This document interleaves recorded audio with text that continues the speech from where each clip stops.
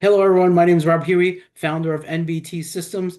Today, we're talking about data loss prevention, what it is, why it matters, and how modern tools like Island Browser help with your data loss prevention program.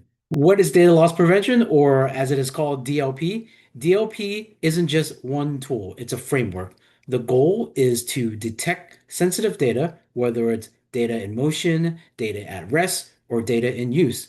Then, what we want to do is monitor how the data moves, such as who has access to it, where it goes, and most importantly, we want to stop and block sensitive information from leaving your control or what we call your boundary. And the way we block it is by prevention of unauthorized copying, printing, uploading, pasting, sharing, email, etc., whatever action there is before a breach occurs. So the business case is clear. In IBM's 2024 study, the cost of a data breach costs organizations nearly $5 million. Data breaches also take an average about 9 months to get detected and to be contained. That is a long time, right? By the time you figure out a data breach has occurred, the damage is already done. And data breaches are more and more prevalent. 83% of organizations have had more than one breach, and that is a very high percentage. What data is being targeted? Well, the most common are often financial related, like credit card data, personal information that can be used to steal your identity, like social security numbers, your health information, and intellectual property. Now, it doesn't have to be financial, personal, or medical. It can be anything you deem sensitive, right? Let's take, for example, a bakery, right? If you own a bakery, you have a top-selling cookie that is made with a recipe that you developed, that can be considered sensitive information. If an employee were to release that recipe or that recipe were to be stolen as a bakery, how much money would you lose as a result of that leaked recipe, right? Your competition gets a hold of it. Someone else starts selling it, right? That will reduce your uniqueness, what your brand is about.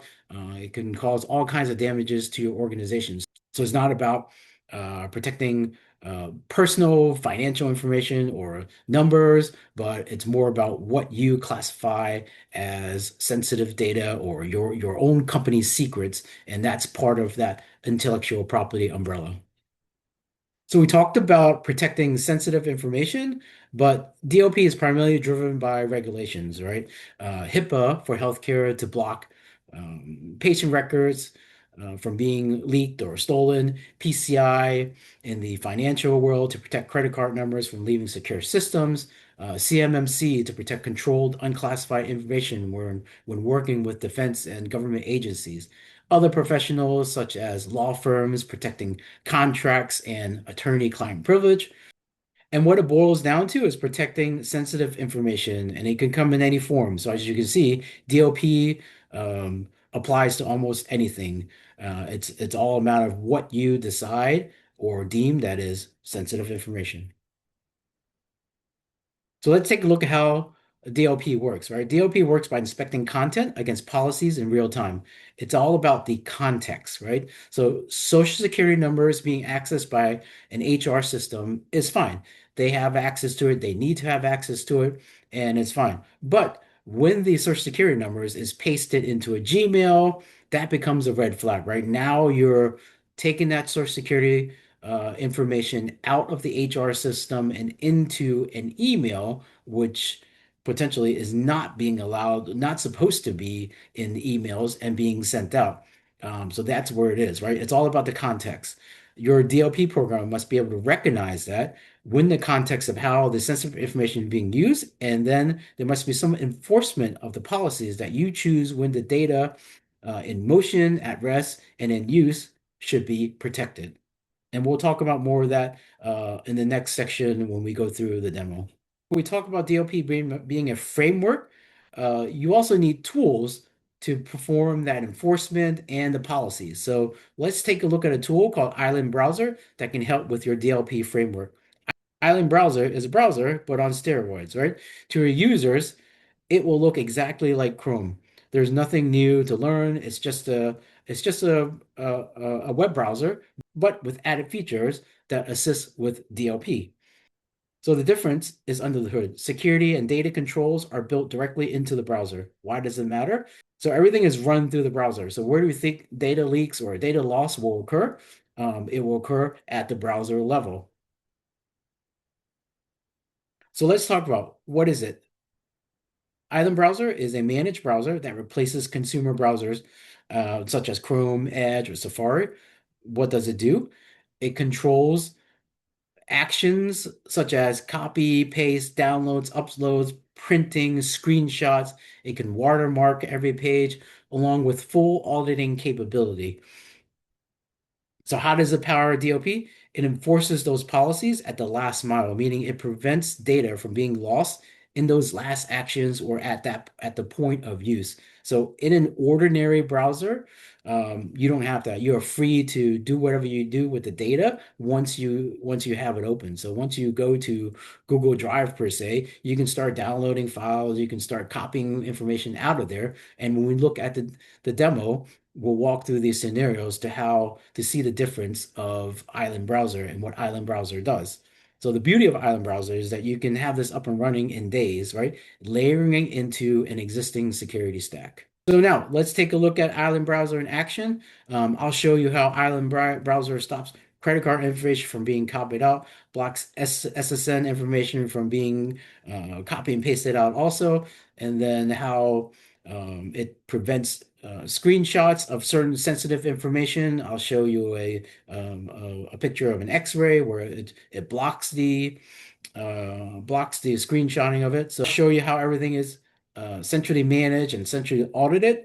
Once you configure it, everything is automatically enforced across every single browser session. So again, capabilities that do not exist in terms of your regular browser. There is no other agents or proxies to install. Typically, if you had like a desktop that you're using with a browser, you would need some sort of other layer, but now everything is contained into this island browser where the policies enforcement occurs. So now let's go to the demo. So let's take a look at Island Browser. So as you can see, it's just has the same browser interface. You can type in the URL. You can create bookmarks. You can organize your bookmarks into sections. So if you're a medical office, you can create practice management apps and create bookmarks in there. If you only want the back office folks to see back office applications, you can configure that there also. You also notice at the top here, we can watermark every page, right?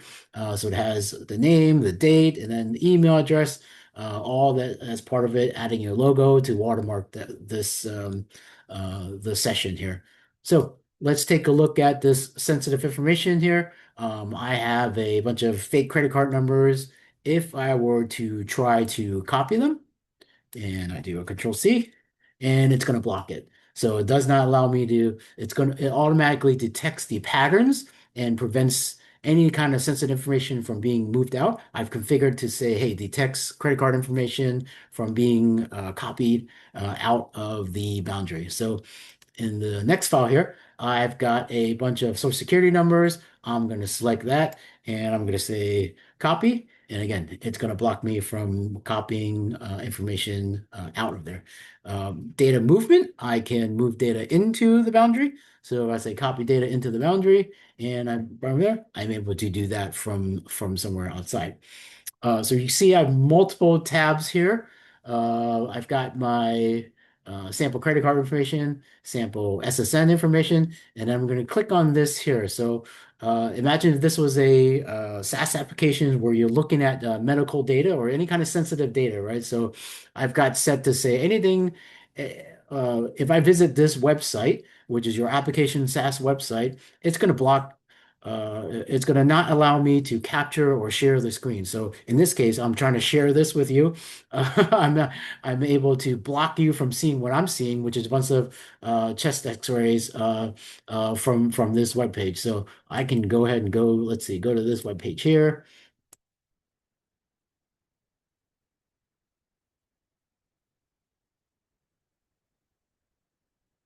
And not and prevent you from seeing that information. So as soon as I click back out, come out to here, everything is back to normal. You should be able to see that from there. So we talked about kind of blocking information from a copy and paste perspective. But what about from a downloading perspective? So I'm in this session here. I want to download this document. This could be sensitive or non-sensitive document. I'm going to click on this download button here.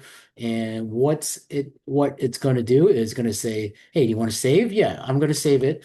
And what it's going to do is redirect the saving not to your desktop, but the to your cloud storage so that everything is contained within the uh, Island browser or your cloud SaaS collaboration boundary there. So it automatically download it to a folder that's called Island Downloads, and it saves it there versus saving it to my desktop. So in the case that you have this sensitive data or sensitive information, someone's going to attempt to try to download or all this information there, it's going to prevent them. It's going to keep redirecting back to this page here, to your Google Drive there. It won't allow you to download to your desktop.